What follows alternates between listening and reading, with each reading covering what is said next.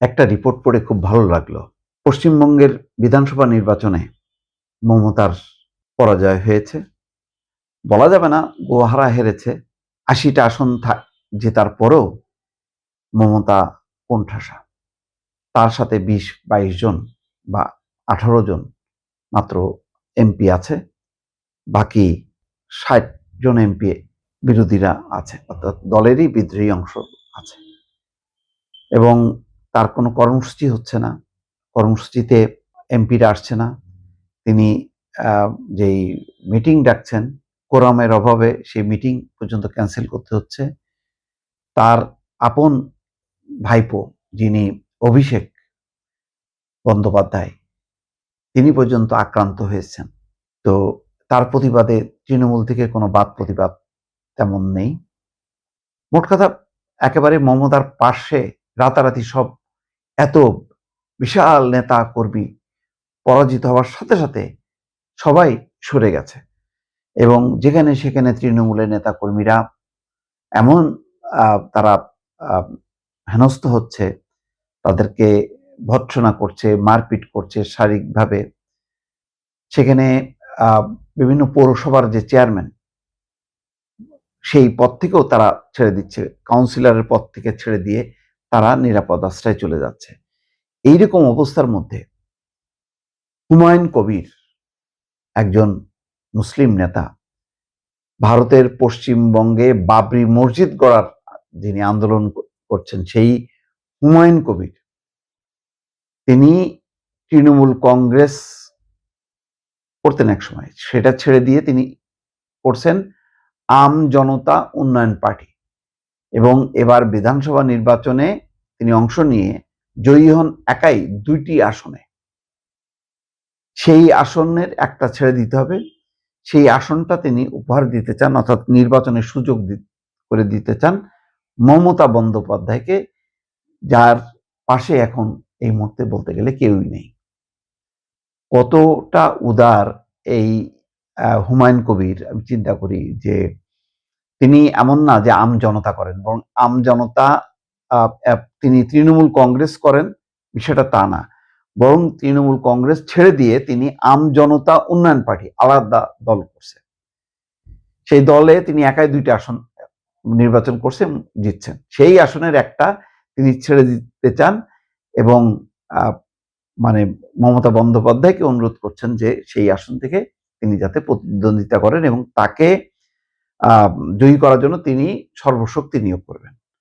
এবং তিনি বলছেন বিধানসভায় মমতার দরকার আছে। চিন্তা করেন, তার মানে মমতা বন্দ্যোপাধ্যায়ের গুরুত্ব অনুভব করছেন হুমায়ুন কবির, অথচ দেখেন তার তৃণমূলের টিকিট পেয়ে যারা বিজয়ী হয়েছেন এখন তারাই চিনতেছে না মমতাকে, কিন্তু হুমায়ুন কবির কিন্তু ঠিকই তাকে চিনেছেন। তিনি আর একটা দল করলেও তার আগের নেত্রীকে তিনি সম্মান করছেন এবং বৃহত্তর এখন যে মানে বিরোধী রাজনীতির চিত্র বা পশ্চিমবঙ্গের অবস্থা অনুধাবন করে তিনি মনে করছেন যে মমতার মতন একজন কণ্ঠকে বা ব্যক্তিকে এখন বিধানসভায় আনা দরকার। হুমায়ুন কবির বৃহস্পতিবার সাংবাদিকদের বলেছেন, মমতা বন্দ্যোপাধ্যায় এই নির্বাচনে জিততে না পারলেও তাকে পশ্চিমবঙ্গ বিধানসভায় প্রয়োজন।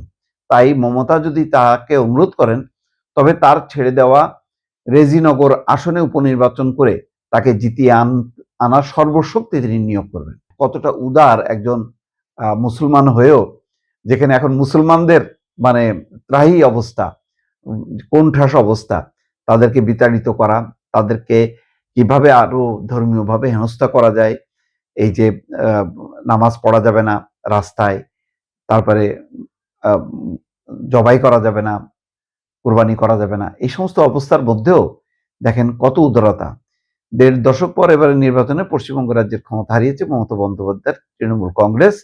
কেন্দ্রে ক্ষমতাসীন বিজেপি প্রথম এলো এই রাজ্যের ক্ষমতায়। বিজেপি রাজ্যের সরকারে যিনি মুখ্যমন্ত্রী হয়েছেন সেই শুভেন্দু অধিকারের কাছে হেরেছেন মমতা, ফলে বিধানসভায় তার থাকার কোনো সুযোগ নেই। এর মধ্যে তৃণমূলে ভাঙনের ইঙ্গিত তো পরিষ্কার।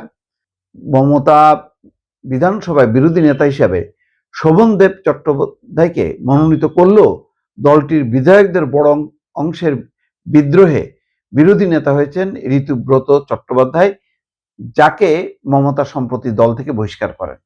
মমতার অনুপস্থিতিতে যখন বিধানসভায় তৃণমূলের নেতা হিসেবে ঋতুব্রতের নাম ঘোষণা হয়েছে, তখনই মমতাকে বিধানসভায় নেওয়ার প্রস্তাব দিলেন হুমায়ুন কবির। অর্থাৎ হুমায়ুন কবির মমতার এত বড় অপমান সহ্য করতে পারছেন না। এতে বোঝা যাচ্ছে যে দেখছে যে তার দলও তাকে অন করতেছে না, তখন তিনি আগায় আসছেন এবং তাকে বিধানসভায় রাখার জন্য তার একটা আসনে প্রতিদ্বন্দ্বিতা করা তিনি প্রস্তাব করছেন। এই হুমায়ুন কবির একসময় তৃণমূল কংগ্রেসে মমতার বেশ কাছের লোক ছিলেন, রাজ্য সরকারে মন্ত্রীও ছিলেন তিনি। কিন্তু গত বছর নিজের জেলা মুর্শিদাবাদে রেজি নগরে বাবরি মসজিদ তৈরির ঘোষণা দিয়ে তৃণমূল নেতৃত্বের রোষে পড়েন তিনি। এরপর তাকে দল থেকে বহিষ্কার করেন মমতা। হুমায়ুন কবির তখন আম জনতা উন্নয়ন পার্টি গঠন করে তার নতুন রাজনৈতিক যাত্রা শুরু করেন। দেখেন, সে ওই দল করে সেখানে বাবরি মসজিদ করার যখন একটি ঘোষণা দিছে, তখন তৃণমূলও দেখছে বিপদ, এই লোককে তো যদি প্রশ্রয় দেয় তাহলে হিন্দুরা তা আরো সরে যাবে, ফলে দল থেকে তাকে বহিষ্কার করছে। হুমায়ুন কবির এবার বিধানসভা নির্বাচনে মুর্শিদাবাদে 2টি আসনে রেজিনগর এবং নওদায় লড়ে জয়ী হন। রেজিনগরে তিনি বিজেপি প্রার্থী বাপন ঘোষকে 64,660 ভোটে এবং নওদায় বিজেপি রানা মণ্ডলকে 27,943 ভোটে হারান। নওদা আসন রেখে রেজিনগর আসন ছেড়ে দিয়েছেন তিনি। সেখানে এখন উপনির্বাচন হবে। সাবেক মুখ্যমন্ত্রী কলকাতা ভবানীপুরে নিজের আসনে হেরেছেন, মানে নিজের আসনে হারছে বিজেপির প্রার্থী শুভেন্দু অধিকারীর কাছে। নতুন মুখ্যমন্ত্রী শুভেন্দু অধিকারী পূর্ব মেদিনীপুরে নন্দীগ্রাম আসনেও জয়ী হয়েছেন, 2টি আসনে জয়ী হয়েছেন। তবে তিনি ভবানীপুর রেখে নন্দীগ্রাম আসন ছেড়েছেন, ফলে উপনির্বাচন হবে নন্দীগ্রামে, যেখানে 2021 সালে নির্বাচনে হেরেছিল মমতা, তবে ভবানীপুরে জিতে বিধানসভায় গিয়েছিলেন। হুমায়ুন কবির সাংবাদিকদের বলেন, দিদি এবার জিততে পারলেন না তার নিজের আসনে। দিদি যদি চান এবং নিজে থেকে বলেন আমাকে বিধানসভায় যাওয়ার সুযোগ করে দাও, তবে আমি দিদির ডাকে সাড়া দিয়ে তাকে বিপুল ভোটে জিতিয়ে আনবো। চিন্তা করেন কত উদারতা। হুমায়ুন কবির বলছেন, এই ডাকে মমতা সাড়া দেবেন কিনা তিনি এখনো জানেন না।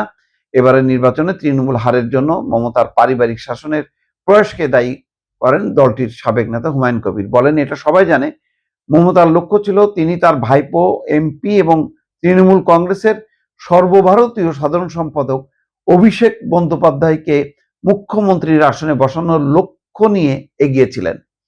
আর সেই লক্ষ্য নিয়ে মমতা তৃণমূলের ঘুঁটি সাজিয়ে রেখেছিলেন। কিন্তু পশ্চিমবঙ্গের মানুষ এবার অঙ্ক কষে ভোট দিয়ে মমতার 4র্থবারের মুখ্যমন্ত্রী হওয়ার স্বপ্ন চুরমার করে দিয়েছে। যাক, বোঝা যায় মমতার প্রতি তার ক্ষোভ আছে, দুঃখ আছে, রাগ আছে। তারপরও বৃহত্তর স্বার্থে মমতাকে তিনি জেতাতে চান এবং যেহেতু এখন বিরোধী দল কোণঠাসা অবস্থায়, সুতরাং মমতা যদি বিধানসভায় আসে তাহলে দল শক্তি হবে এবং একটা বড় ভয়েস তিনি রেইজ করতে পারবেন।